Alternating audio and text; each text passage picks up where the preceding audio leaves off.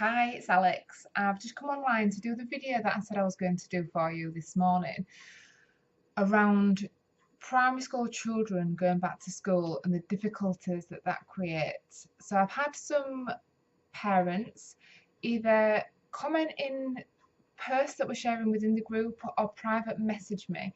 And to be fair, some friends of mine as well are also speaking about some of the difficulties that they're having. So I wanted to just share some of my experience with regards to how you can encourage your young children, the ones that are at primary school, to speak to you, to feel more connected with you, and to explore what it is that's actually going on for them. So the issues that are coming up are separation anxiety, and my thoughts are that some of your children are feeling quite overwhelmed with the experience of going back to school. So, why do we think that going back to school is problematic for young children? Well, it's a massive change. Sometimes not in the same classroom, they have different teachers, and because of that, new people means new rules and new expectations, and they have to figure out how to maneuver. Something that would please the reception school teacher may not impress year one teacher. In fact, year one teacher might have zero tolerance for cheekiness and humour and really want it quite regimented. And I think I'm heightening it a little bit, but you kind of get the gist of what I'm saying. So if you've got a sensitive child, then they're really going to struggle with that. Or if at home they're very much used to being on a level with you because you allow them to influence the decisions that are made, and you've got quite a you practice quite a lot of discussion at home so that their opinions are heard and they feel valued in that way.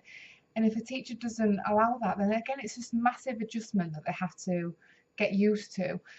And they're not going to want to leave you. If they're experiencing separation anxiety, they're not going to want to leave you because it's just spent a really long period of time outside of school. And if it hasn't all excuse me, if it hasn't all been with you, then it's been with other people that they feel safe with. And so you're comfort, you're reliable, you're safe, and you're soothing. So they're the reasons that they're not going to want to leave you.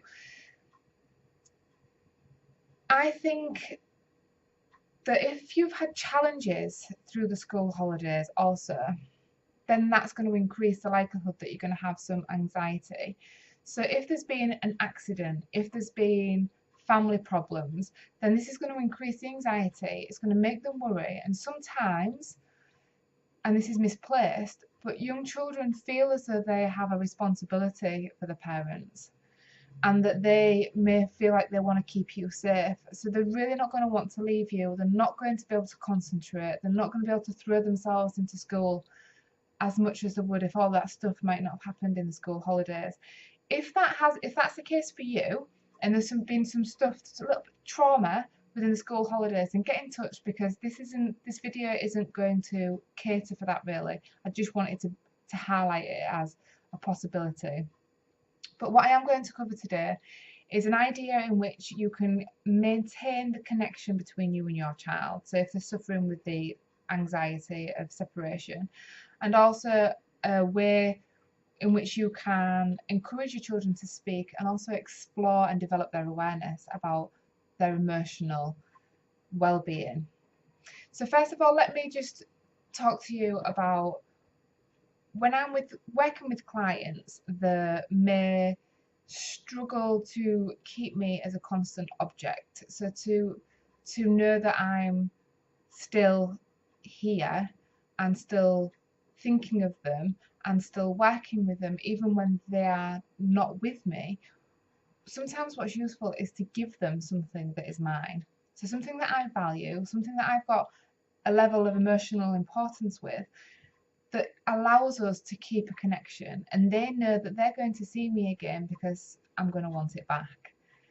So I'm using that example of private practice and applying it to you and your children. So let's adapt it a little bit. What have you got that your children is precious to you, that you're not worried about being lost or being broken, that you would allow your children to go to school with? If you've got something, or you could even make something, or you could buy some stickers and you could, in the morning, give each other a sticker, and that's about them giving you, as they place it on you and stick it on your top, it's about giving you their love. And whenever that you're worried or that you're scared, you can touch it, and or if it's an item, you can touch it and they can know that you're there, and that they will see you after school as well. I think that's really important. I think sometimes when we're adults, we know that something is always going to end and we will be going back home, and as children that's not a given. And actually there can be quite a lot of anxiety about, is she going to come, or is he going to come pick me back up? So it's always about reinforcing that with the item or whatever it is that you choose to do it with. If you could make something, you could make a wristband, or you could make something that can tie onto the school bag. So it's a way that they are able to keep you as a constant object, something that they can use and replace to replace your ability to soothe them. So something that you incorporate fantasy thinking with, that when you touch this, it tells me that you need me and I'll send you lots of love. And depending on how young your child is, that's a fantastic way to work with them, because it really taps into the fantasy thinking, which as adults, it's really sad that actually we lose the ability to still use that to soothe ourselves, but it works really well for young children. So that's the idea, to keep the connection open. If you are wanting to explore with your child, depending on the language ability, this activity may need adapting, but it's just going to give you a starting point, really. There's only so much I can cover in a video. So first of all, I'm going to hold this up and it'll cover my face, but have a good look and then I'll refer to it and talk you through it. So I'm going to just try and make sure that what I'm holding up you can see. Level it out a little bit.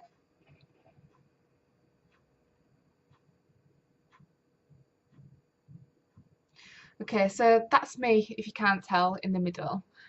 So what I would do if I was working with a young person and I wanted to get them to speak to me about how they were feeling, I would get them to draw themselves. That way it connects what we're doing to them more, and they feel a deeper level of involvement with the work because of the effort that they've put in and the praise that they get in as they're drawing and they're being real accurate. And a really good idea here as well is maybe to get them a mirror so they can do the finer details. Depends how much you want to go into this and how much attention your children have got for stuff like this.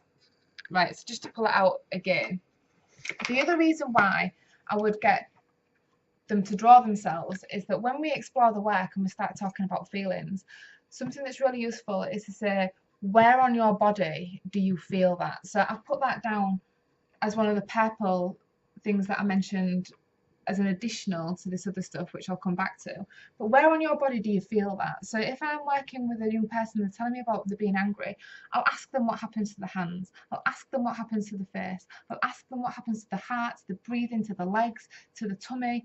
And it really increases their awareness about what happens so that they get to recognize it a lot easier. They get to differentiate as well, or notice the similarities between excitement and anxiety, for example. So that's why I would get them to draw the body. I've done speech bubbles, and I think that you can either leave those blank or you can put prompts in them. And I've done them really big so there's no space to write in, but I've done them really big so that you can see. If they're young, they might need a little bit of prompting. Otherwise, you could just maybe give it a title and they can explore all the things that they thought and that they felt in these speech bubbles. But things like, I really wanted to...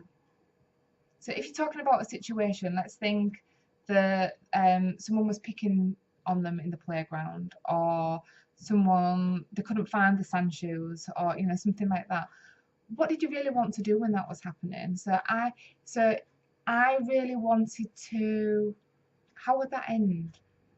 If it was, and then you can maybe share your own experience. If it was me, I think I'd really want to...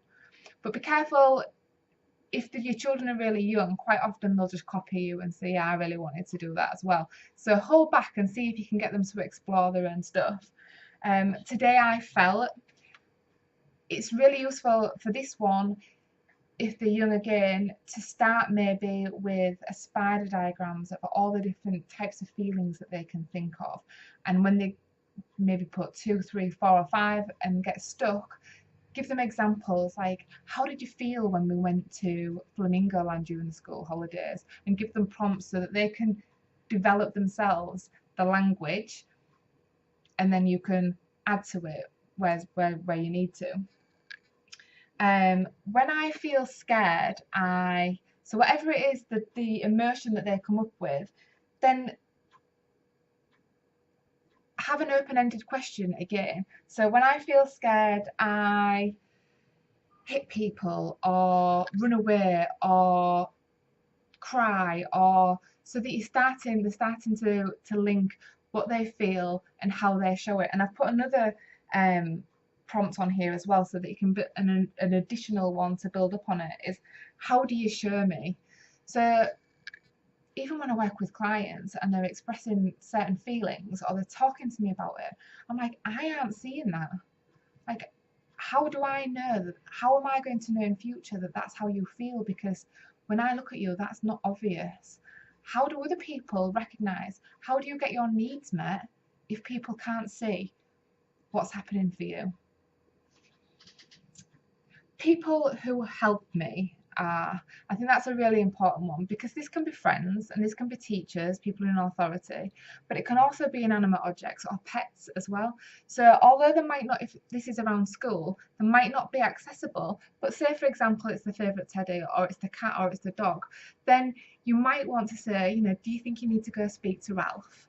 Or do you think you need to go and have some time with Simpsons? And allow them again to use that fantasy thinking, and whatever soothes them and helps ground them may seem silly or invaluable to us, but to them it's massive.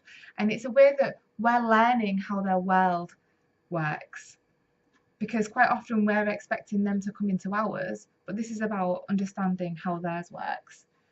Another one that I've added to build up on what you might have already done is, what things make you feel happy at school? So quite often, if school is challenging or overwhelming, we, and even as adults, can obsess about those thoughts.